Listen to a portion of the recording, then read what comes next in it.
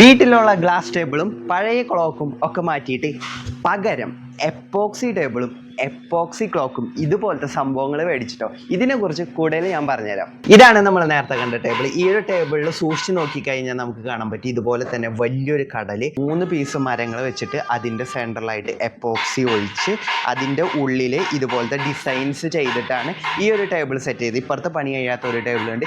ഇതുപോലത്തെ നിങ്ങളുടെ ക്രിയേറ്റിവിറ്റിക്ക് അനുസരിച്ച് എല്ലാ ടൈപ്പ് ഓഫ് ടേബിളും ഈ എപ്പോക്സി റെസിൻ വെച്ച് ഉണ്ടാക്കാൻ പറ്റും. നമ്മളുടെ ഗ്ലാസ് ടേബിൾ ഇടുന്നതിനേക്കാളും സ്ട്രെങ്ത്തിൽ ഇത് കിട്ടും. മാത്രമല്ല ചൂടൊരു പ്രശ്നമല്ല, ക്രാക്ക് വീഴില്ല. അങ്ങനെ ഒരുപാട് അഡ്വാൻറ്റേജസ് ഉള്ള ഒരു സംഭവമാണ്. പഴയ ക്ലോക്കിന് പകരം ഉപയോഗിക്കാൻ പറ്റിയ ഏറ്റവും പുതിയൊരു ടൈപ്പാണ്. ഈ ഒരു ക്ലോക്കിൽ ഒരു കടൽ തന്നെ സൃഷ്ടിച്ച് വെച്ചിട്ടുണ്ട്. അതാണ് ഇതിൻ്റെ ഒരു പ്രത്യേകത.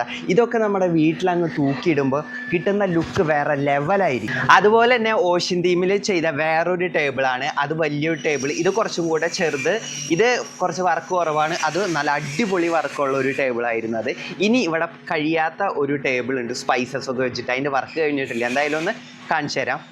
ഇത് വർക്ക് കഴിയാത്ത ടേബിളാണ്, പക്ഷെ എനിക്ക് കാണിച്ചു തരാൻ ആഗ്രഹമുണ്ട്. ഇതിൽ നമ്മുടെ ഒരുപാട് സ്പൈസസും അതുപോലെ തന്നെ ഡ്രൈ ഫ്രൂട്ട്സും സംഭവങ്ങളൊക്കെയാണ്.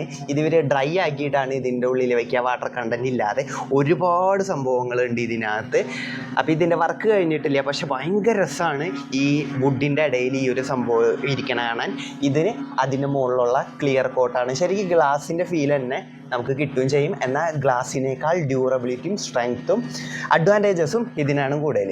ഇതുപോലത്തെ മരങ്ങൾ വെച്ചിട്ടാണ് നിങ്ങളെ ഞെട്ടിക്കുന്ന രീതിയിൽ ഇതുപോലത്തെ ടേബിൾസ് ഉണ്ടാക്കി വരുന്നതെന്ന് പറഞ്ഞാൽ നിങ്ങൾ വിശ്വസിക്കും. വളരെ പെട്ടെന്ന് ഇതിൻ്റെ പ്രൊസീജിയേഴ്സ് എനിക്കറിയുന്ന രീതിയിലൊന്ന് പറഞ്ഞു പോവാം. ഇതുപോലത്തെ മരങ്ങൾ എടുത്തിട്ട് അത് ഗ്രൈൻഡും പോളിഷും ഒക്കെ ചെയ്തിട്ട് അത് കഴിഞ്ഞാൽ ഇതിനൊരു മോൾഡ് ഉണ്ടാക്കി നമ്മുടെ റെസിൻ ഒഴിച്ച് അതിൽ ഏത് ഡിസൈൻസ് ആണോ വേണ്ടത് അത് സെറ്റ് ചെയ്യും. റെസിൻ ഒഴിച്ച് ഉണങ്ങിക്കഴിഞ്ഞ് കഴിഞ്ഞാൽ ഈ ഒരു മെഷീനിലിട്ട് അവർ ലെവൽ ചെയ്യും.